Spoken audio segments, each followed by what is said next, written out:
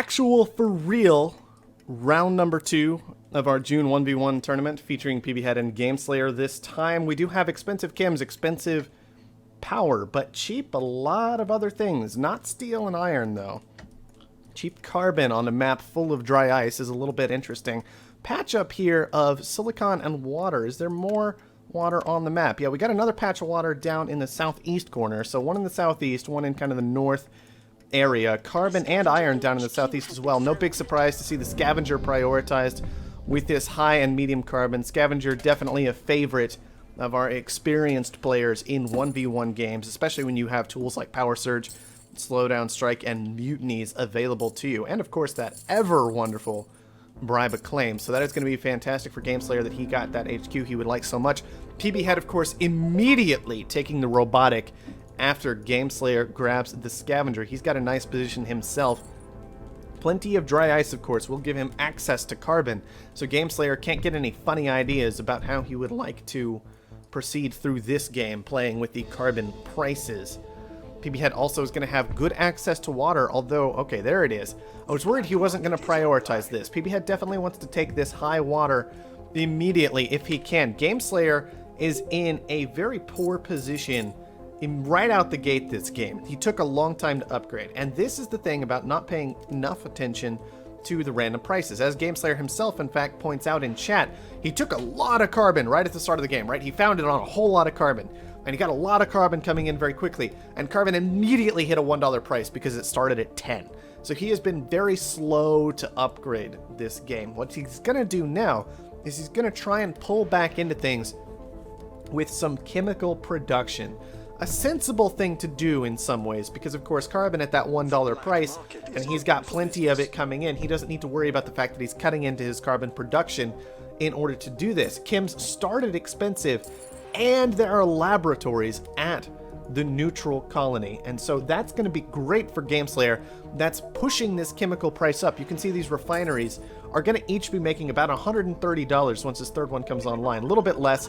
That price is going to start falling very rapidly as Gameslayer sells off these chems in order to push into glass, but this will allow him to potentially surpass PB in upgrades very, very quickly just on the back of this short-term production. Now, Gameslayer is going to need to be concerned about fuel, he's going to need to be concerned about water in response to this, and he's going to need to be concerned about power. So we're going to have to see some pretty rapid transitions from Gameslayer after hitting HQ level 3, I think. These chems aren't going to sustain themselves forever, and he's not going to be able to ship super easily because of this more expensive fuel price that he's created for himself. So we have to see exactly what he's going to do and how he's going to adjust to get into the right situation for himself. Now, we do see wind turbines coming down for Gameslayer. I like that decision. It costs a lot of carbon. It's a bit expensive for him to do right now, but of course he's the only one with carbon production, so he's not really going to be concerned about that at the end of the day. One aluminum to each player. This is a very nice spot from Gameslayer. I almost wonder if PB would have been, if it would have been good for PB to try and get into some chemical production himself to prevent this situation from happening. Instead, we saw PB go for steel, but then he had to transition out of it. He moved into fuel. He's responding to Gameslayer. Gameslayer is setting the tempo of the game at this point. And no matter what strategy game you're playing, you very rarely want to actually just be the person who has to make every last response. Sometimes that's what your strategy is built around, but oftentimes not exactly what you're looking for. 12,000 for this aluminum. That's a bit pricey. That's a bit pricey. My only concern about it is, by the way, can you see the difference between the small and the medium map size?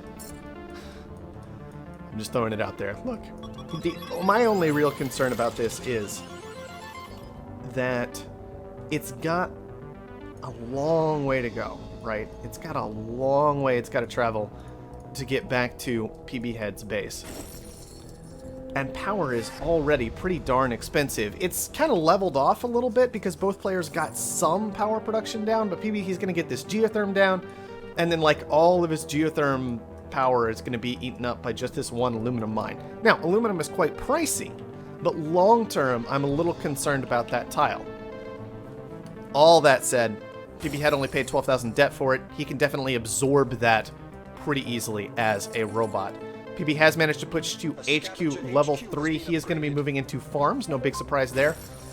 and an extra electrolysis reactor, just trying to make sure that he keeps fuel going. Gameslayer, on just the back of the chem refineries, has managed to push to HQ4 just barely. Getting that done. Now he's going to make his transition as his chem refineries had actually gotten to the point of straight up losing money. So he is going to be also moving into farms at the same time that PB is. It's a very reasonable thing to do. A little bit of pressure on those farms from these habitat modules, which I believe actually consume less food than they used to these days. Those are not very nice, clean, round numbers there going on, but anyway. We do have a little bit of a freeze on the Gameslayer's wind turbines. That's going to be nice for PB. Keeps power price just a little bit higher for the time being. Maybe he can pay off some of his debt with that, although it's just a little awkward because he doesn't quite have enough power production to use this effectively.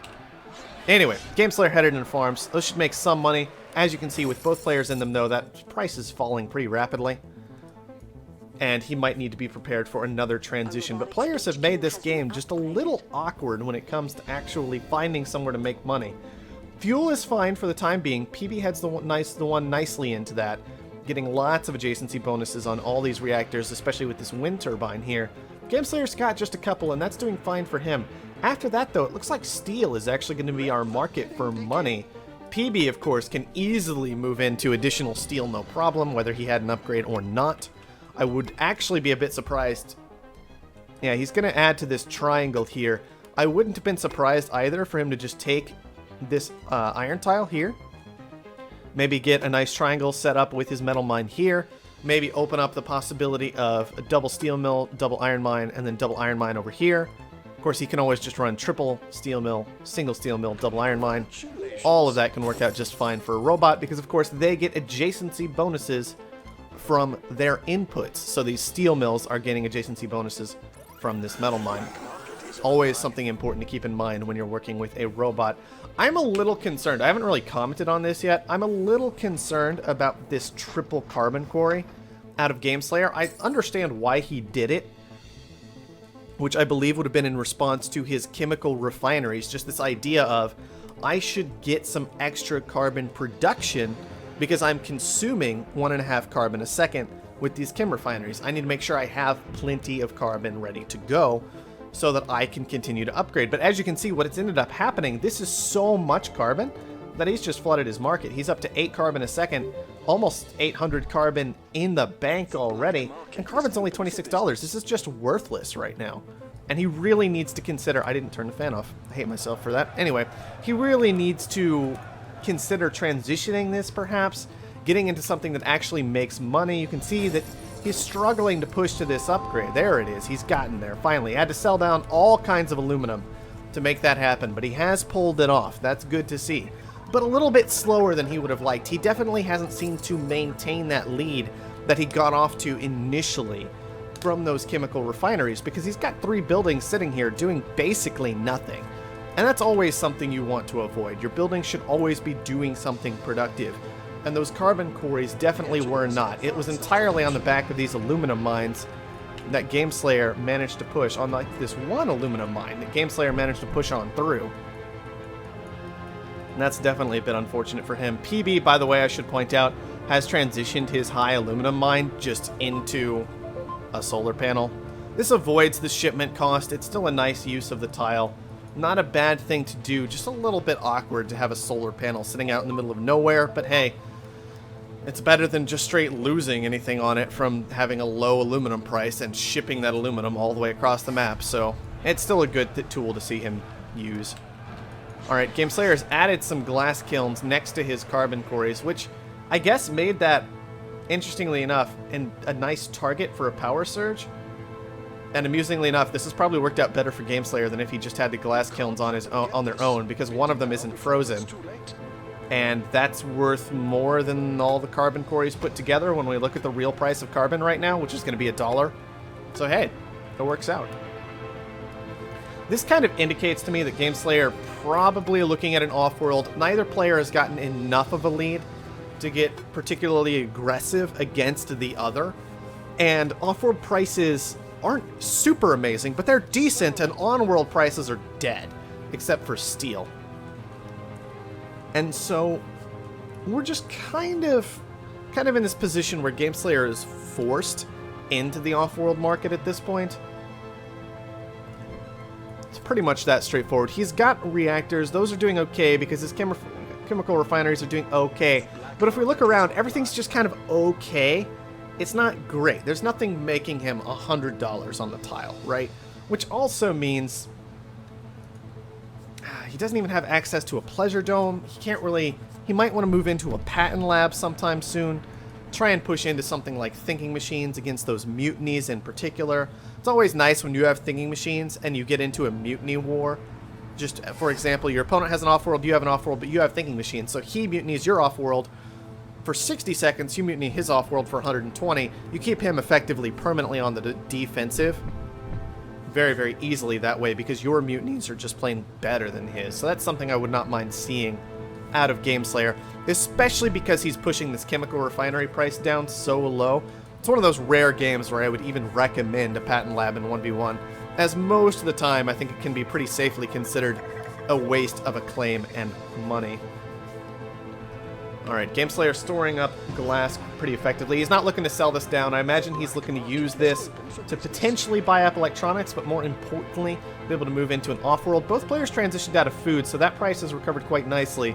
Gameslayer, with only the 2 farms, he's not actually going to be making all that much, so this price is not going to be moving down because these habitats will be able to keep it higher.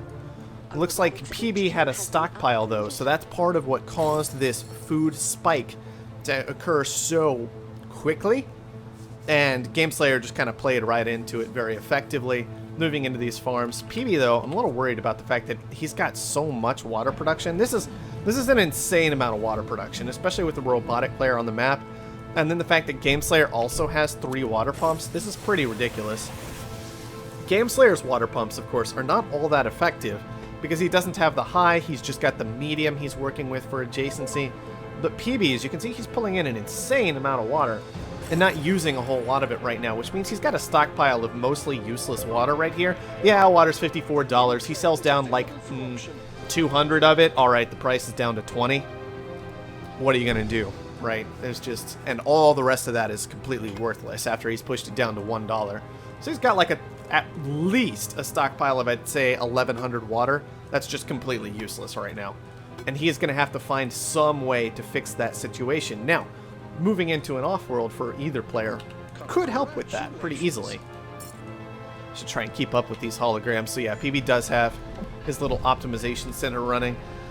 This is something that I'm a little nervous about this game. Chemicals have recovered quite nicely, in part because Pbhead has been consuming them, so he can upgrade chemicals, and then he can make chemicals reasonably effectively, but of course, he's just paying for his own optimization center and not really making a true profit at that point. What I'm very concerned about for Pbhead is the fact that iron's gotten so expensive. He's going to want to do something about that.